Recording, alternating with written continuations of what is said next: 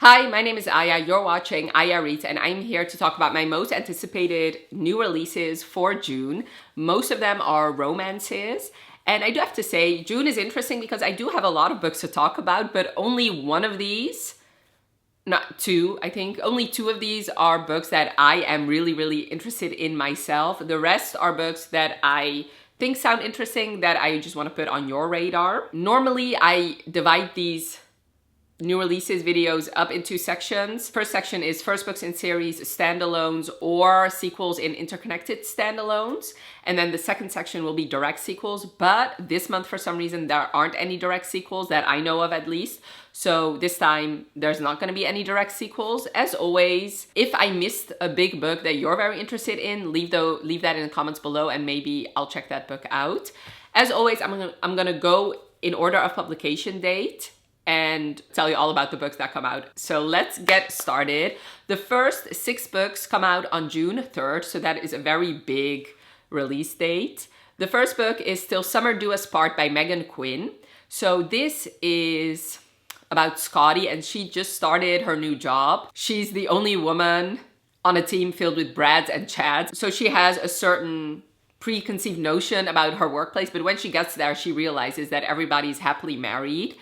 And then, to impress her boss, she accidentally tells him that she's married too. When he notices that she doesn't have a wedding ring, she concocts this story that she has an unhappy marriage. And to help her, he tells her that his brother is a marriage counselor and he'd be happy to help her and her fake husband. So now she has to find this husband somewhere. So her best friend sets her up with his brother. He loves improvising. So his name is Wilder, and he is more than happy to take on the job. He teaches Scotty the main rule of always saying yes. But that rule backfires during the session when Wilder signs them up for an 8-day summer marriage camp with all of Scotty's co-workers. So now they have to pretend that they are together. And I love a fake relationship storyline, fake husband storyline. So I am excited for this one. Next is He's to Die For by Erin Dunn. This is it sounds like such a fun romance. You follow Rev, and he's the youngest member of the NYPD homicide squad. And he is, his future is looking bright. But then he gets assigned on this high-profile murder of a record executive. And he starts falling in love with the main suspect, a ridiculously hot rock star with clear motive and no alibi. So this just sounds fun. Heir of Storms by Lauren Hamilton Murray. This is a young adult romantasy. And this is the start of a romantasy trilogy about dangerous magic, forbidden love, and a cutthroat competition for the throne in an empire where crowns are not inherited, they're won. You follow Blaze, a rain singer born into one of the most powerful fire-wielding families in the Empire. And then she and her twin brother Flint get an invitation to compete as future rulers of the Empire, where there's this love triangle between her, the crown prince, and a dangerously alluring newcomer at court. This sounds so much fun. It sounds like it could be really bad or really good, and those are some of my favorite books. Next is the 5th book in the Meant to Be series. This book is Worth Fighting For by Jessie Q. Sutanto. So this series follows modern day adult retellings of famous Disney stories, and this one is about Mulan. So this is a Mulan retelling. So the tagline is, Mulan is reimagined as a contemporary romance about family expectations, mistaken identity, and high-stakes mergers of both business and the heart. When her father falls ill and the company she wants to make a deal with, the head of that family only trusts her father, she goes to meet him pretending to be her father. So she is pretending to be a man and they're gonna fall in love. It sounds fun. I heard great things about the other books in this series, especially Tangled Up in You by Christina Lauren, which is a Tangled retelling, which is one of my favorite Disney movies. And I did hear good things about If the Shoe Fits by Julie Murphy, which is a Cinderella retelling. This is a series that has been on my radar, so hopefully I can get around to it soon. Battle of the Bookstores by Ali Brady. This seems like for fans of The Hating Game because rivalry and romance spark when 2 bookstore managers who are opposites in every way find themselves competing for the same promotion. So Josie Klein and Ryan Lawson have never interacted much, even though they manage bookstores on the same Boston street. Her store focuses on serious literature, while his sells romances only. But when the owner of both stores decides to combine them, the two are thrust into direct competition because only one manager will be left standing. So she's efficient and detail-oriented, and he's easygoing and disorganized. And there's this secret identity because they have an anonymous friend in an online book forum. I tend to love these. This sounds very much like said, The Hating Game, but also You've Got Mail. And it reminds me also a little bit of this Christmas romance I read last year, which I really loved. Let me look it up. The Mistletoe Motive. So yeah, this sounds up my street. The cover is cute, and I do love the fact that he manages the romance bookstore and she manages the literary fiction bookstore. As much as obviously men can still read romances, of course, I just love that that is turned a little bit on its head, because usually it's the other way around. But I think I really want to read this book, but I don't know when I have the time, honestly. And the last book that comes out on June 3rd is Ready to Score by Jodie Slaughter. This is a female-female romance. And you follow Jade, who spent years trying to climb her way to the top of the Southern high school football food chain. Now, the only thing standing between her and her future head coach spot is years of small-town good old boy politics. She scores an invite to a highly coveted monthly poker game.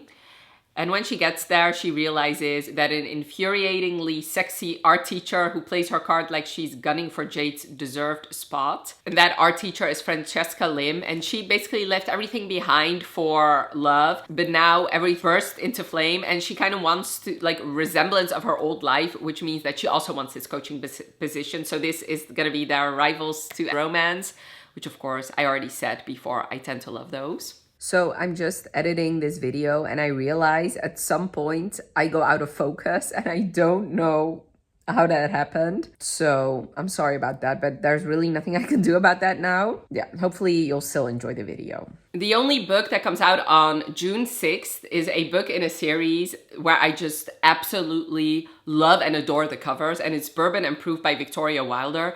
These covers are like stunning, and I just need to buy all three of them just for the covers alone. So this is a series following the Fox brothers. These brothers, who I believe they own this bourbon distillery. It is about, I don't know his name, but he is one of the Fox brothers, like I said, and he's determined to like give it all, like give his all for their family business. But there's only one problem: Hadley Finch, my brother's best friend. Fiasco, small town princess, an honorary part of my family. But apparently she's also his wife, so this is a marriage of convenience romance, which, say it with me, is one of my favorite tropes. Now a bunch of books come out on June 10th, 8 of them. So I'm gonna go through these a little bit quickly. The first one is one that I'm gonna get to as soon as it's in my hands, and it's Caught Up by Nevessa Allen. I believe a lot of us are very much looking forward to this book.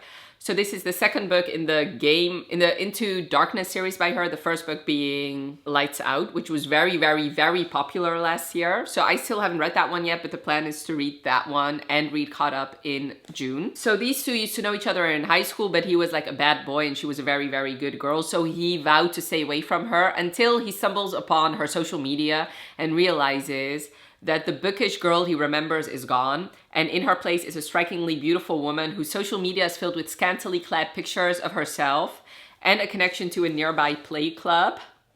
And now he wants to make her his at all costs. This, I believe, deals with stalkers, it deals with masked men, and say less.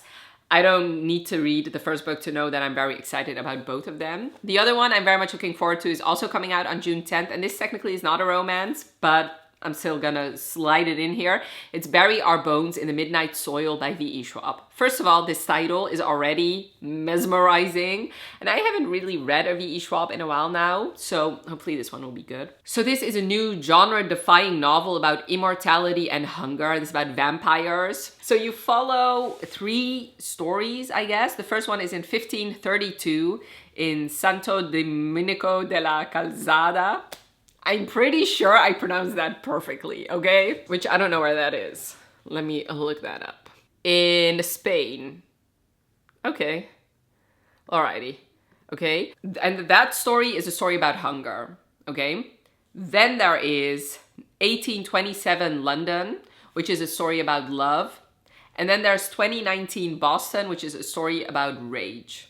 And honestly, that is all I need to know. It's about vampires. It's queer, which, yes.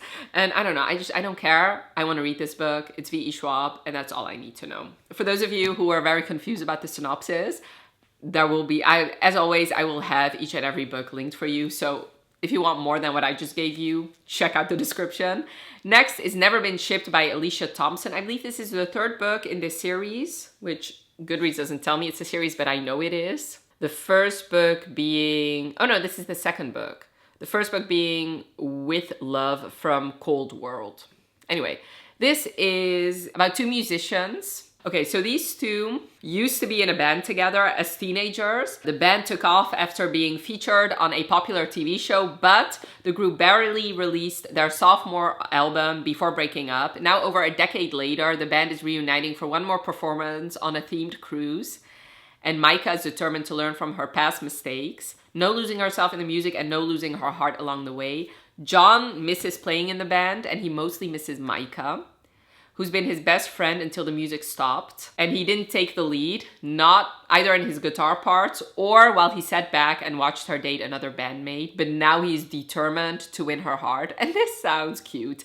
I love the cover. And I don't think I've read a romance set on a cruise before, so that sounds fun. Next is Realm of Thieves by Karina Halley. This is a romantasy with dragons, which Karina Halley, if it's the author I'm thinking about, then I don't have the best track record with her. No, I don't think it's the same. Oh no, it is. I read one book by her, One Hot Italian Summer, and I did not like that book, okay? It was just not good. But I've heard great things about her books, so maybe this is gonna be the book that I'm gonna read next. So two thieves vie for dominance in the illegal dragon egg trade, putting both their lives and their hearts on the line in this scorching romantasy. So Brynla, I don't know how to pronounce that. Okay, so she, for her, crime and survival always have gone hand in hand ever since she escaped the fanatical dragon worshipping cult that controls her homeland. She's had to carve out a life while stealing dragon eggs. So egg theft is illegal and in most cases fatal. When she gets kidnapped and blackmailed by Lord Ander, a formidable lieutenant of House Colbeck, and thrust into dangerous political games of rivaling dynasties, they clash at every turn, but there's also sparkling heat that both of them have never felt before. It sounds good. I always love in romantasies when one or both of them are thieves. I don't know why. I just love that micro trope. Next is Last Night Was Fun by Holly Michelle. This is, again, one of those plots that is very similar to things I've already mentioned before. Two rivals who also secretly are friends, anonymous friends. That is just a popular trope, and I do tend to love those books. So here I am. So you follow Emmy, and she's the only female data scientist for a professional baseball team. She's put up for a senior analyst position against her arrogant, infuriating coworker Gabe Olson.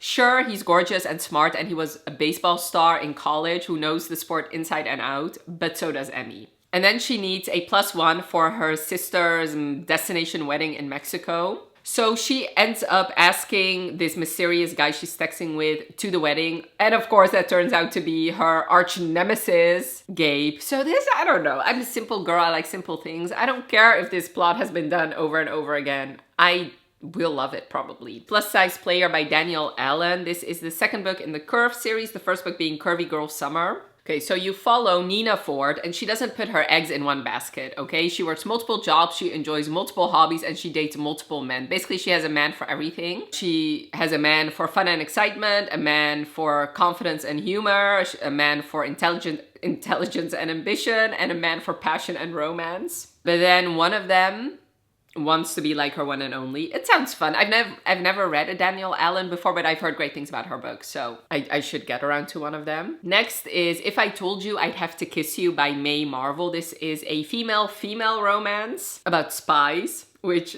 I love that, okay? So a few rules for international spies. Never blow your cover, never accept the first plan, never fall for anyone at the agency, especially if she's your ex-girlfriend. Okay, so basically, like I said, one of them is a spy, the other one is a hacker, and they broke up. And while they were together, they had to keep their identities a secret, which is the spy is named the Unicorn and the hacker is named Tabasco. And then When an undercover shakedown goes wrong, Yardley and Casey discover the unbelievable truth that they are Unicorn and Tabasco, and they've both been working for the agency for years. Now they have to partner up and fly across the ocean, race through winding European streets, give in to inconvenient passion while hiding in an ambassador's linen closet. But can they throw away plan A and fight through the betrayal and secrets to fall in love with each other's true selves? A great second chance romance, female spies. What more do you want? Okay. The next chapter by Camille Kellogg, another female romance, which I'm thinking, is it because it's Pride Month that I have more female romances to talk about in general? I'm not complaining at all, but usually there's less than that. Like I said, I'm not complaining at all. I obviously love reading diverse romances. Moving on, this is about a former famous child actress meets a tender West Village bookseller. So Katrina Kelly is a former child star who everybody knows, but her career ended when her teenage years did. And now she's running out of money and spends most of her nights alone Googling things like, how do I know if I'm bi or gay?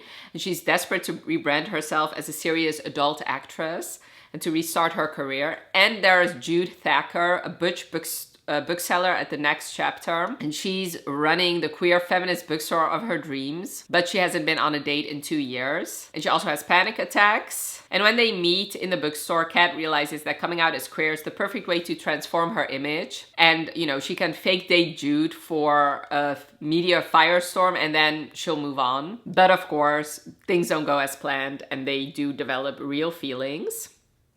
Now for some books that come out on June 17th. There's 4 of them. The first one is Gloves Off by Stephanie Archer. This is the 4th book in the Vancouver Storm series. The first book being Behind the Net. And this is another marriage of convenience romance. This girl needs to get her inheritance by marrying Alexei Volkov, the grumpiest enforcer in the NHL. This is also seems like Grumpy Sunshine, which I love those. So in public, they have to pretend to be like newlyweds, but in private, they are at each other's throats. He's competitive, arrogant, and surly. The guy's never cracked a smile in his life. He's jealous of my ex. He glares at my high heels and insists he's not attracted to me.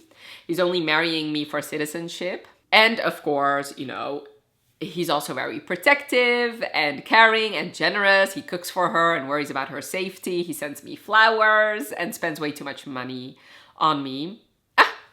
I just that's why I love marriage of convenience romances. I just do, okay? And of course, he's gonna call her his wife, which I love that. And this is a series I haven't started yet, but I don't know what I'm doing with my life. I should start it soon. Next is Sounds Like Love by Ashley Poston. I believe this is another one of her contemporary magical realism books. So you follow Joni, who's living the dream. She's one of the most coveted songwriters in LA, but she can't seem to write. So when she returns to her hometown, she hopes that, you know, inspiration will spike again. But when she gets there, nothing is how she left it. Her best friend is avoiding her. Her mother's memories are fading fast. The Revelry, which used to have these concerts, is closing, and she can't really think of writing a song until she hears this melody in her head. Lyricless and half-formed, an alluring and addictive voice to go with it, belonging apparently to a writing musician with hang-ups of his own, and she thinks that he's just a figment of her imagination until a very real man attached to the voice shows up in her hometown. He's aggravating and gruff on the outside, nothing like the sweet, funny voice in Joni's head. And he has a plan. They'll finish the song, haunting them both, break the connection, and hope they don't risk their hearts in the process. This sounds like so much fun. Next is Trust Me Always by Megan Brandy. This is the 3rd book in the Boys of Avix series by her. The first book being Say You Swear, which is a very, very popular book that I have not read yet. I don't even know if it comes out on June 17th because there's no synopsis on Goodreads. Let me look on her Instagram. Okay, it does say on her Instagram that it will come out, but I don't know anything about this book. Cameron's book, I don't know. But anyway, if you have read this series, then I'm sure you know who Cameron is, so this book comes out on June 17th. And the last book that comes out on June 17th is The Ripple Effect by Maggie North. So this is about a grumpy, burnt-out physician and a sunshine psychologist who must fake an engagement to save his whitewater canoeing relationship therapy startup. She's the doctor and he's the psychologist. So they hooked up last year and she's been avoiding him ever since. But after a scathing article puts his credibility into question, the two of them must fake an engagement to salvage the camp's crumbling public image It's strictly business, but the more closely they work together, the more Stella realizes her feelings for Lyle are anything but professional. Another fake relationship that I am sure will enjoy. Then there's one book that comes out on June 19th, and it's A Royal Mile by Samantha Young. This is the second book in the Return to Dublin Street series, the first book being On Love Rose Lane. This is a enemies to lovers romance. So this is a royal romance, which I don't know, sometimes I love, sometimes I don't, but Sebastian Thorne might be the grandson of a princess, but it'll take more than a royal pardon to get me to forgive him for pretending to be someone he's not. But Sebastian is determined to be my friend, even if it means signing up to my psych experiment just to get me to talk to him. And who knew a sincere apology and him saying my name in that posh English accent would make me weak in the knees. So apparently they become best friends. So this, it seems like a enemies to friends to lovers romance. And apparently he has demons, ones that make him determined to keep me in the friend zone no matter the cost. I've heard amazing things about Samantha Young. I've not read a book by her yet. And then 4 books come out on June 24th. The first book being Finders Keepers by Sarah Adler. So 2 estranged best friends find a long abandoned treasure hunt that might be the key to a fresh start for both of their futures and their feelings. So last week, Nina was a professor about to move into a gorgeous new apartment with her long-term boyfriend. Now she's single, unemployed, and living with her parents. Even more surprising is the fact that Quinton, her childhood neighbor, and okay, fine, her crush, is also back in town and wants to resume the treasure hunt that ended their friendship almost 2 decades ago. Hoping the reward promised to whoever finds the rumored riches left behind by the town's eccentric turn-of-the-century seltzer magnate will help her get her life back on track, she agrees. Granted, last time the search resulted in a broken heart and 17 years of silence. But Nina's older and wiser now, surely things will be different. Except Quinton is also older and wiser, and not to mention distractingly handsome. As they resume their hunt, Nina and Quinton begin to discover all the things they once loved best about each other. But unlike the treasure, the secrets that left them empty-handed the first time refuse to stay buried. So this is going to be their romance. One Dark Kiss by Rebecca Zanetti. This is the second book in the Grim Bargain series by her, the first book being One Cursed Rose. And this is a modern dark romance twist on Snow White. And this is a billionaire romance following Alexei and Rosalie. Alexei has spent 7 years in hell of a maximum security prison, every moment consumed by revenge. But now he's finally free. Nothing will stand in his way. Not even his hot as sin new lawyer. But maybe she's another weapon sent by his enemies to break him. And she took on his case because he's not a typical convicted killer. He's a dangerously seductive force of nature. Perhaps it's from his days as heir to a global social media empire. Innocent or not, he's dangerous in the worst and best ways. This is their romance. Yeah, I don't know. It sounds hot. Next is When Harvey Dumped Mari. I think that's how you pronounce it. So this is the author of Worst Best Men, which I've heard great things about. Okay. So on the eve of their college graduation, best friends Javier and Marisol swore never to date someone the other doesn't approve of. But now 10 years later, Javi has a problem. Mari, the woman he secretly pined for since sophomore year, is planning to marry. And Javi didn't even get the chance to vet the Pedro Pascal knockoff. Okay. I'm into submission. Every time I hear the name Pedro Pascal, I have to think of him saying that and submit. Yeah. Submit. Just submit. Yeah. Because it'll be much easier. And it won't hurt. And but I am. Hey, Joe!